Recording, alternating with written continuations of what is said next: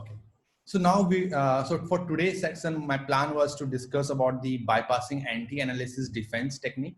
Okay. So thing is, let's start with that. Okay. So the first thing is that what I want to share is that, okay, the malware get executed in VM, and kind of it can detect, okay, if it is running inside a virtual environment, or kind of if it is being analyzed by a malware analyst.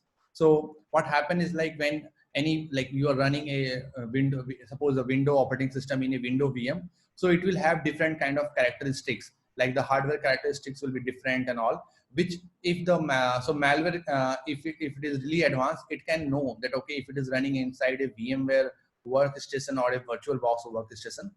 And the other thing is that that suppose you are running the malware in a automated sandbox analysis environment. So over there, what happen is, like, most of the time, for, like, suppose I am analyzing that in FireEye sandbox. So what will happen majority of time, it will, like, once you load the malware, it will, like, maybe it will rename that malware as sample and then run that.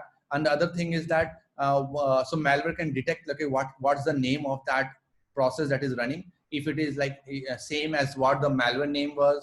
And also the other thing is, like, it can detect a lot of other things, like how many users are there, and what's the IP address, and what's the system name. So I'll just go through that details and, like, discuss with you today, like, what all things malware can actually look for. Okay, so let us start with something called as video controllers. So what happened is that in the video controller thing, so for in a virtual environment, so so you can see, like, if the malware actually can check what all video controllers are, like, kind of present in that system. So suppose you are running a window VM Windows operating system in a VMware workstation. So malware can do some query like, okay, select star from Win32 video controller, and from there it can actually get the names of video controller present in that system.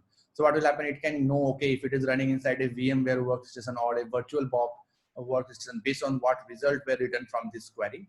And kind of once it knows that okay, that results are similar to VirtualBox or VMware, so it won't execute. Okay, so these are some of the techniques the malware sometimes uses. And the one other thing I discuss is that, okay, in the suppose you are running a window VM in a VMware player or workstation, what happen is that there is a specific command. It is called in command, okay, which actually does some operations with the input output ports. Okay, so this in command is only kind of like mostly executable only in virtual environment. Like suppose I run on my host system, which is running on my Windows laptop, it won't work actually. Okay, but if you run that in a virtual environment, so VMware support this instruction like in. So if this instruction is like able to execute, so that malware will know that, okay, that system is running inside a virtual environment, and then it will like terminate itself. But these things, this kind of technology right now is like decreasing a lot, because the thing is that now what happened is like malware author also know that now mostly all these everyone is moving to cloud or using VMware or virtual workstation. So so right now what happened, like when a malware is running, they won't actually you will get a scenario where thing is like you will see that, okay, even though the malware is running in a virtual environment, it is not stopping, because they know that all now most of the people are moving toward a virtual environment or a cloud environment. So these things are getting low. But suppose for a direct attack where the malware attacker is planning, okay, let's target only the host system. So over there they can know, okay, if it is running in a VM or not, and something like that, and then they will stop the execution. Okay, so any questions till now, guys? Okay. Okay. Okay. So one more way by which the malware can actually know that, okay, if it is being analyzed. Yes, the get tick count. Yes. Yeah. So what happened, like get tick count actually what does is like what happened is like it gives the time from the time like that process actually started. Okay. And what happened, like suppose you are doing the analysis step by step, seeing the assembly code and all. So obviously like suppose if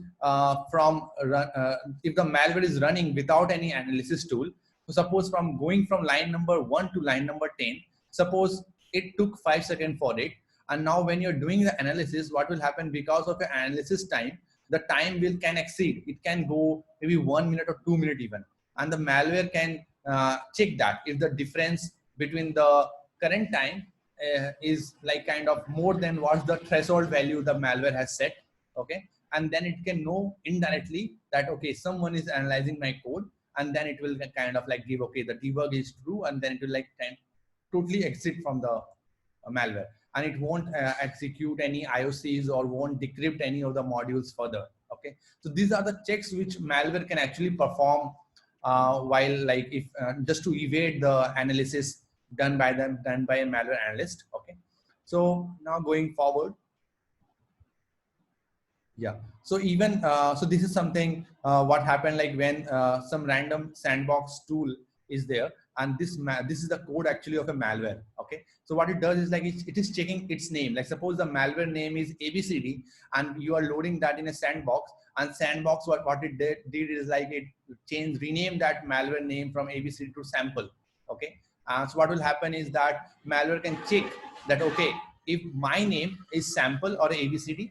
Okay, and other thing, it is like over here it is actually targeting one specific sandbox. Okay, so suppose I'm using FireEye sandbox and it is renaming my uploaded malware sample from ABCD to sample, and the username over there is something, suppose Andy. So if it checks both the thing and it is seeing that, okay, both the things are present, so it will totally exit again. So it will be able to detect that, okay, that this, so over here the name of the sandbox is Anubis. So it will be able to detect that, okay, Anubis sandbox, it is running inside a sandbox environment, and then it will exit from the code. Okay, it won't do any further kind of activity. Okay, so this is something again kind of like what the malware can do. Okay, so let's go further. Okay, and now something more that malware can actually do to kind of detect that if it is running in a sandbox environment or not. So is maybe it is from the clipboard. So normally when we kind of like use our system, we normally do Control-C or Control-V. So our clipboard mostly are not empty. But in a sandbox environment, what happens mostly that clipboard thing will be empty. The other thing is that mostly in sandbox, the code, CPU core are very less. But now in normal system, it's like more than 4 or 5 or 12 it can go. But in sandbox environment, normally the CPU core are very low. So that's one of the things. And the mouse cursor doesn't move. So over here, suppose you introduce a malware in my system, and I don't know, I will be just working on my system, and my mouse pointer will always change if I'm using that. So the malware can also detect this pattern, that, okay, if the mouse cursor is moving. So in a sandbox environment, there won't be any mouse cursor moving. So this is something which malware can detect, and it can tell, okay, the mouse is not moving. It means that it might be in a sandbox environment and it will exit. Okay, and even so, these are something other pattern that they can see, like if the disk size is quite large, and if oh shit, okay, and if the color of the background or foreground of the Windows system is changing or not. So these are some of the pattern which actually malware normally checks, and it can detect, okay, if it is running in a virtual environment or if someone is analyzing its code. So these are the things which malware can actually do. Okay, and so today we will be trying to work on a malware, and we will try to kind of patch that malware. That what happened is that in this malware, the malware that we will be working right now, well, I'll be sharing the samples too with you guys. So what happened is that it actually checks like if it is running inside a debugger. Okay, so we won't be using any plugin or any sort of thing. We will be totally depending on the assembly language knowledge, and then we will try to patch the malware code and fool the malware into thinking that it is not running inside a debugger, but it's running normally in a system. Okay, so that's one thing we will be doing. Okay, and post that I will be showcasing another malware where thing is like if you execute that malware and you are like suppose running Wireshark to check that, okay, what's the packet going back and forth. So the malware can know, okay, if a Wireshark is running, it is actually checking if Wireshark is running because these are the popular tools. Okay, and if it is running, it will quickly exit from the process. So I will be discussing like how we can detect that, okay, which all process it is trying to check and how to evade those detections. Okay, so So patching, I think it's clear that, okay, suppose the malware is trying to check for any debugger, we try to patch the code such that the malware doesn't know if the debugger was present or not. Okay, so for that we will be using a malware called as getdown.exe. Okay, because this malware sample actually behave very differently when you kind of execute that in a debugger. But if you don't execute in debugger, it will work. It will work really fine. Okay, so we will be seeing that. Okay, and so let's quickly go to that.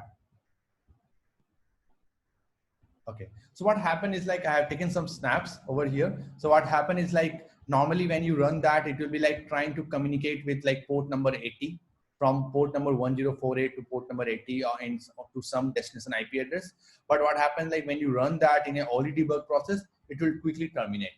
Okay, so over here, what is happening in this malware, I'll just give you further idea. It's not just checking the OLE debug, but there is actually a function called as isDebugger present, and this will actually return true if you are running the malware inside a OLE debug or IDA Pro. So we will be trying to kind of evade this detection, like isDebugger present function, just using the assembly language and no other plugin. Okay. Yeah, Pragyan, these are the two most common APIs that I see in literally every malware that I analyze. Get tick count and isDebugger present. Okay, yeah. That's correct. I think the one you were analyzing was recently was also having this, right? Yeah. The Avedon ransomware. Actually, I've recently published a blog on it. So that was also, it had both the things.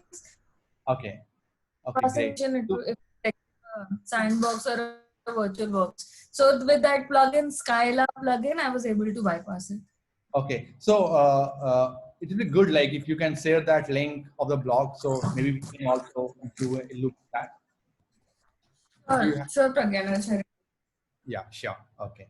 So what I will do is now, I think I have not renewed the license of this Zoom one.